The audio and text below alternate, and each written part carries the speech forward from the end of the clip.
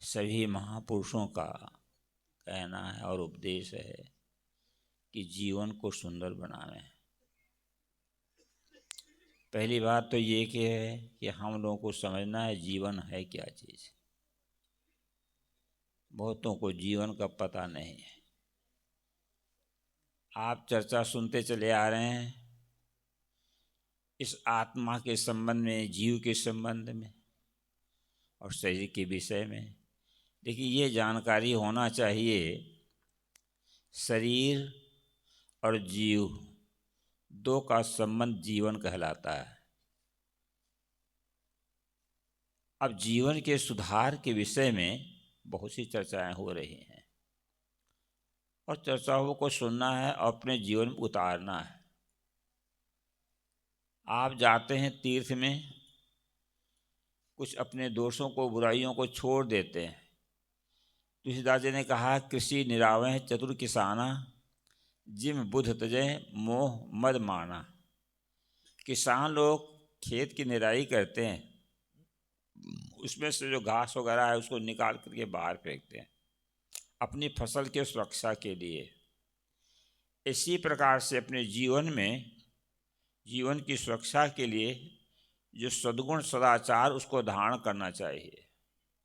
दोष दुर्गुणों को निकाल करके बाहर फेंक देना चाहिए। आप लोग सभी सत्संग में जाते हैं, जगह जगह सत्संग हुआ करता है, तो कुछ दोष निकालते जाओगे, एक एक दोष,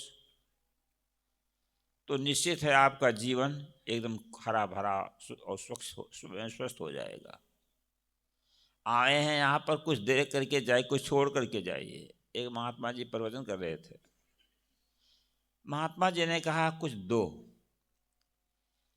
बेश्या मांगती है नोट और नेता मांगते हैं ओट और साधु मांगते हैं खोट। ये संत महात्मा यही तो प्रयास कर रहे हैं कि अपने बुराइयों को छोड़ दो।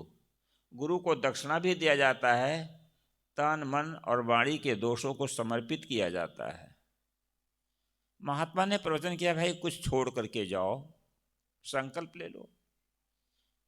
कुछ लोग संकल्प लेने लगे, प्रभावित हुए। किसी ने कहा शराब नहीं पीऊँगा, कोई कहा मांस मछली नहीं खाऊंगा, कोई कहे कि हम और झूठ नहीं बोलूँगा। ऐसे ऐसे कुछ संकल्प लेने लगे।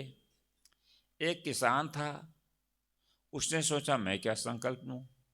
कहा अच्छा मने मन संकल्प ले लेते हैं, और तो कुछ नहीं कर पाऊँगा, लेकिन जो जहाँ उसका मकान था, मकान के नीचे में एक कुम्हार का घर था, वो छत पर रहता था, तो रोज़ कुम्हार को देख लेता था, तब कुछ काम करता था। कहा यही संकल्प ले लेते हैं कि हम कुम्हार का दर्शन करके तब कुछ काम करेंगे।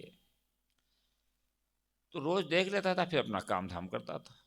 एक दिन कुम्हार के लिए विशेष बर्तनों का ऑर्डर आ गया और वो जल्दी ही मिट्टी खोदने के लिए चला गया। जब किसान उठता है तो देखता है कुम्हार नहीं है, उसके घर गया, क्योंकि संकल्प किया था कुम्हार को देख करके तब हम काम करेंगे। पत्नी से पूछा, कहा कि आज जल्दी मिट्टी खोदने के लिए चले गए, मिट्टी लाने के लिए। कहा किधर गए हैं? कहा पूरब की तरफ। वो पूरब की तरफ जाता है कुम्हार को देखने के लिए। कुम्हार मिट्टी खोद रहा था, कुछ मिट्टी ऊपर से हटा दिया था, फिर खुरपा चलाया तो खट से आवाज़ आई, तो नीचे कोई एक पात्र गड़ा हुआ था, उसमें सोने की मोहरें भरी हुई थी। वो ढक्कन खोलता है कि इसमें सोने की मोहरें भरी हुई हैं। तब तक ये किसान पहुंच जाता है, कहता देख लिया देख लिया देख लिया।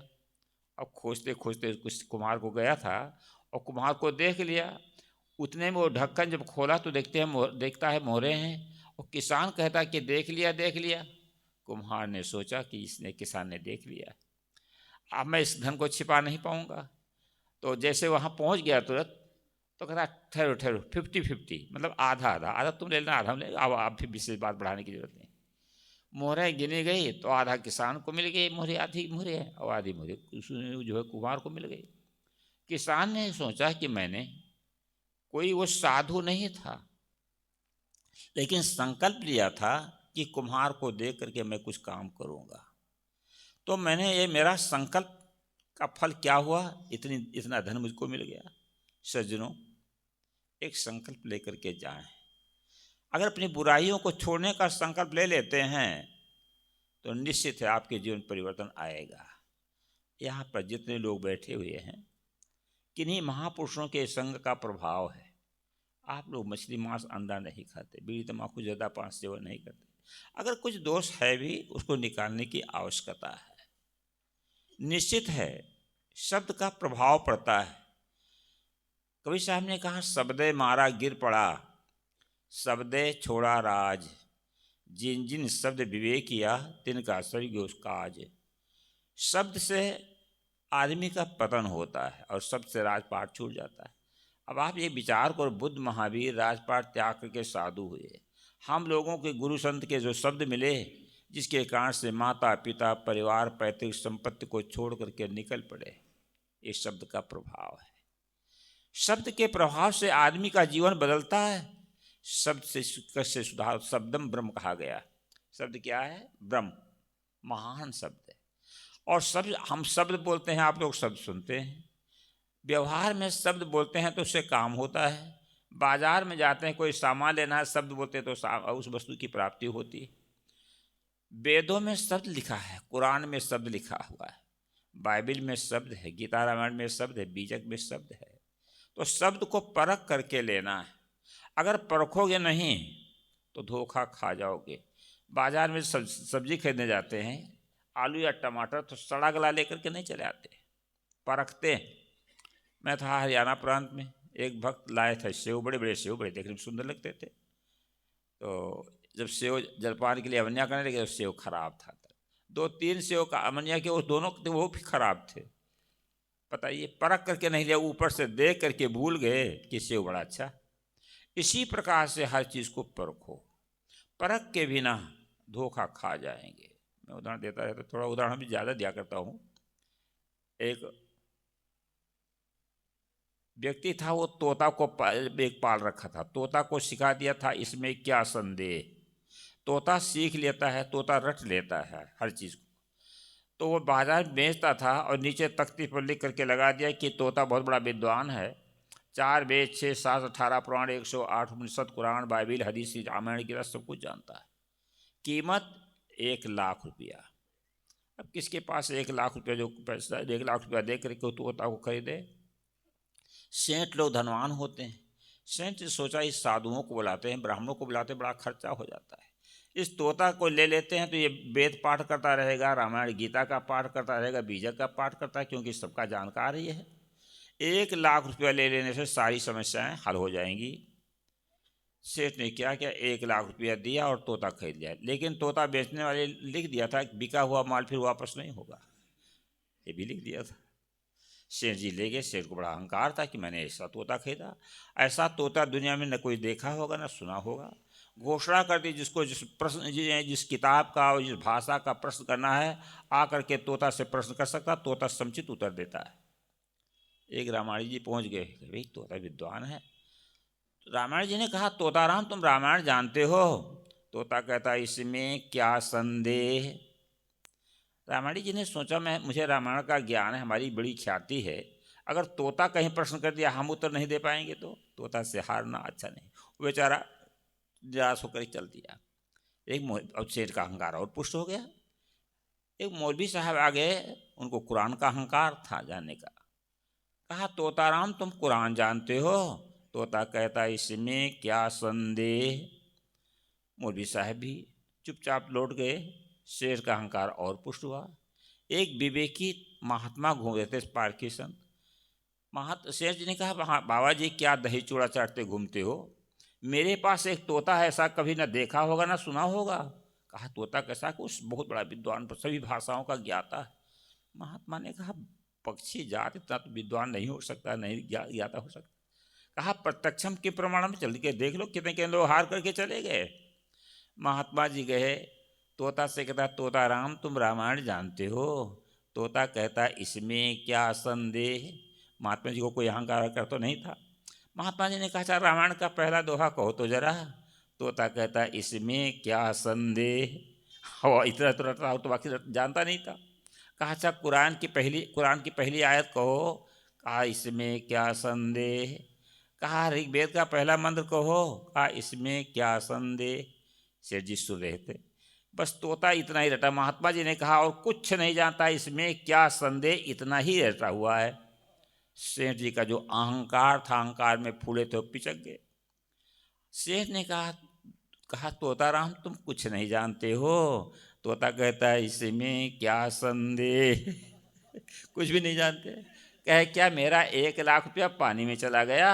अरे कहा इसमें क्या संदेह, 1 लाख रुपया पानी भी चला गया। अगर हम शब्द की पारख नहीं करें तो हमारा जीवन ही बेकार हो जाता है। जिन जिन्होंने शब्द का विवेक किया उनका काम बन गया। सज्जनों, आप लोग यहाँ बैठे, मैंने कल कहा था ना, इस मंच पर जो बैठे हैं चौकी पर तो चौकीदार है, और आप लोग कौन हैं? जमींदार। आप जजमेंट देंगे कि महात्मा लोग क्या बोलते हैं, सही है कि गलत है। अगर आपके अंदर भी विवेकी तत्व, विवेक करने वाला तत्व बैठा हुआ, हंस बैठा हुआ है, सही और गलत निर्णय करने की निर्णय की क्षमता आपके पास है, लेकिन पक्ष रहित हो जाना, ना तो बीजक का पक्ष लेना, ना कुरान, ना बाइबिल, ना रामायण गीता का पक्ष लेना, सही क्या गलत क्या है इसका पक्ष आपको लेना है। शब्द गलत तो नहीं हो रहा है, अगर गलत हो रहा है तो उसको फिर थोड़ा सा विचार करो कि गलत शब्द है कि किसके है। अब यहाँ पर तो निर्णय की बातें कुछ होती है। कुछ लोग कहते हैं कि कबीरपंथी खंडन ज़्यादा करते हैं। कुछ लोग ऐसे हैं कि अगर कहीं कोई बीमारी हो तो बिना क्लोरोफार्म सुंघाया या शून्य किए वैसे ऑपरेशन करना शुरू कर देगा तो क्या दशा होगी। कुछ लोग ऐसे होते कबीरपंथी लोग, एकदम भगवान के ऊपर, मूर्ति के ऊपर आरा चलाना शुरू कर देते हैं। कोई प्रभाव पड़ेगा क्या? वो परखता नहीं है, वो परखा नहीं, जाना नहीं। थोड़ा कला सीखो। एक सेठ जी थे 2 भाई, तो एक भाई का जो है वो एक था, उसके कुछ ऐसी स्थिति आ गई कि व्यापार में घाटा हुआ, गरीबी आ गई, खाने पीने के लिए समस्या आ गई। और दूसरा भाई था, सेठ था, उसके यहाँ हीरा जवाहरात के व्यापार होता था। उसका छोटा बच्चा था, तो बच्चा को कहीं एक कांच की गोली मिल गई। बच्चे ने कहा, बहुत खुश हुआ, तो माँ के कहा, बच्चे ने कहा पिता माँ जी हमको हीरा मिल गया है। माता को भी परख नहीं थी हीरा की।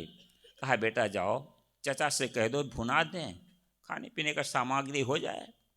लड़का बड़ा खुश है, दौड़ करके जाता है, कहा चाचा जी हमारा हीरा भुना दीजिए। चाचा जी ने सोचा तो कांच की गोली है बच्चे की खेलने वाली, और इसको हीरा मान रखा है, अगर मैं कह देता हूँ कांच की गोली तो उसको बड़ा कष्ट होगा।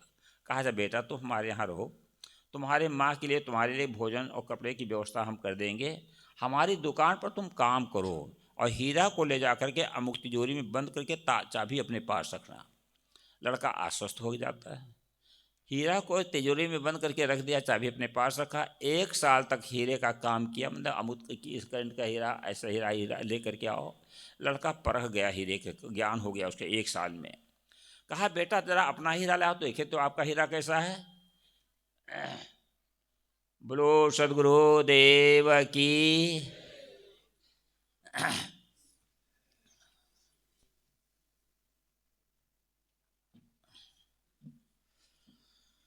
सही।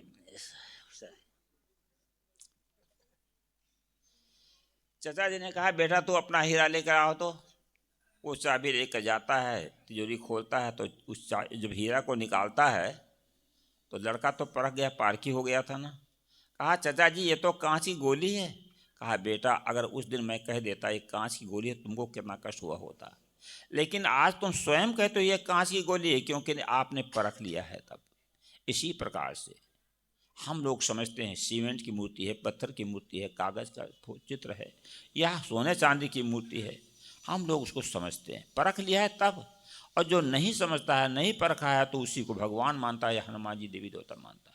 थोड़ा परखाओ, उसको समझाओ, समझाने की आवश्यकता है। तो इस प्रकार से परखने की जरूरत है। परख लो खरा खोट हो रमैया राम। सदगुरु कबीर का वचन है कि परख लो खरा क्या है और खोटा क्या है। खरा नाम सत्य और खोटा नाम असत्य, झूठा। झूठ साँच की परख हो, और परख पारक ज्ञान के बिना, पारक बोध के बिना ये परख नहीं हो पाती है।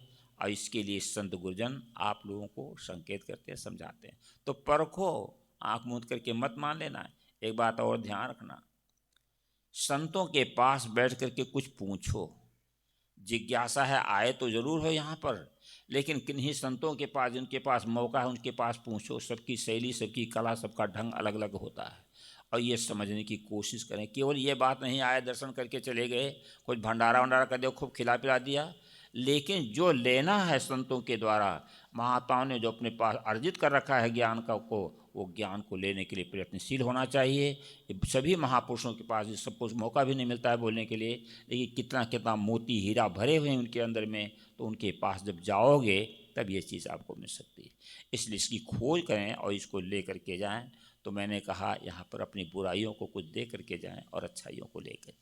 इन्हीं शब्दों के साथ मैं वाणी में विराम देता हूँ। बोलो बोलिए सद्गुरुदेव सद्गुरुदेव की की जय। जय।